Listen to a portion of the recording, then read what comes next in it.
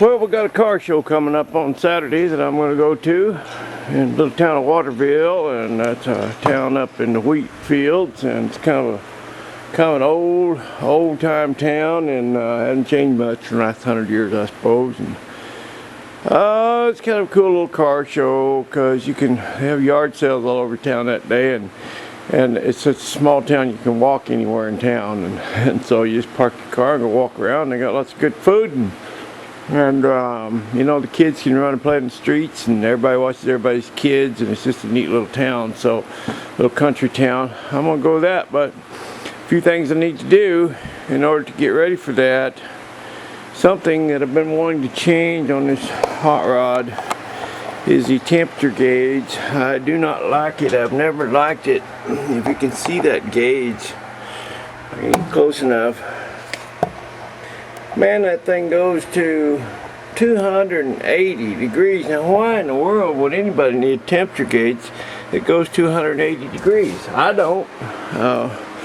But I went to all the parts stores in town. You know, I went to Jerry's, and I went to Napa, and I went to O'Reilly's, and I went to AutoZone, and all their temperature gauges run way up there like that. I think there's one that goes to 260, but I don't need that either.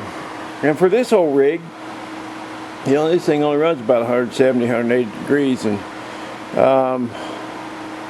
I wanted a different type of gauge for it. So yeah, here's what they carry at the local junk auto parts store. This one's a 250. Now I got on the internet and I found the gauge that I was looking for. You know, I wanted to look down at a glance. It was cheap. I bought two of them. They were inexpensive, and I figured I'd use one sooner or later somewhere else. And you know, that goes to that's how they used to look, and that's old school. And I want to be able to just look down at a glance and see that 180. You know, I want that right straight up. So yeah, I could twist the gauge in there, you know, and make it that way, but I don't want that. This is what I wanted, and that's adequate. That's plenty. So I'll set that in there, and I'll be able to look down and see my little 180. The needle pointing straight up. That'll be good. Another thing I need to do on this rig, well, a couple things I need to do. There's my ace in the hole, by the way. But I was headed in town yesterday, going to a dentist appointment, and I going down the driveway, my door flew open, and I looked, and my latch had fallen off in the little catch that this catches on. It had fallen off on my driveway, and I picked it up. And got my little Tricia McCater tote bag here.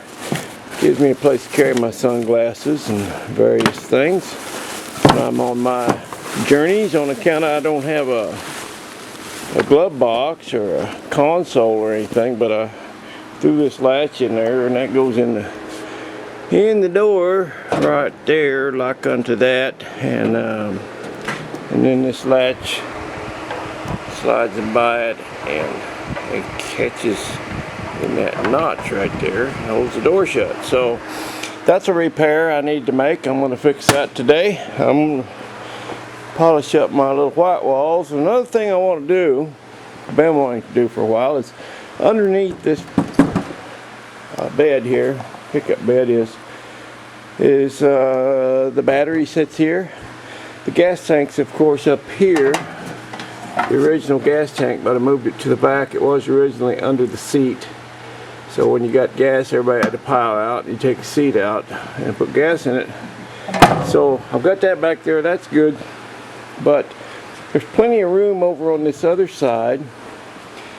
And I want to make a little compartment to carry things in there. I can carry like my lawn chair, just various things like that.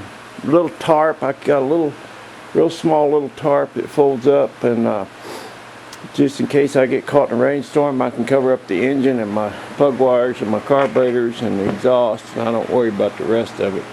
Matter of fact, I parked it out for a few weeks out, and a couple weeks out here in the yard, and I got me some new rust going here on the frame where it was a little bit too shiny, and I'm liking that. You know, I got some new patina coming along there, and that's good. So I want to be able to have a place to carry a few things like that, and I think that'll be good if I build me a little compartment underneath this. Another thing I need in this truck, I do not have are any drink holders. And I've been contemplating making a drink holder out of these, one of these old steel traps I put in there. And the only problem I have with that is that I saw that somewhere. There were some guys came down from Canada to a car show a few years ago, and they had a rat rod, and that's what they had for the drink holders. And I don't like to copy other people's ideas, but I don't know. Anyway, hey, there's UPS. I bet that's my tank, my new fuel tank from my Nash. See you, bye.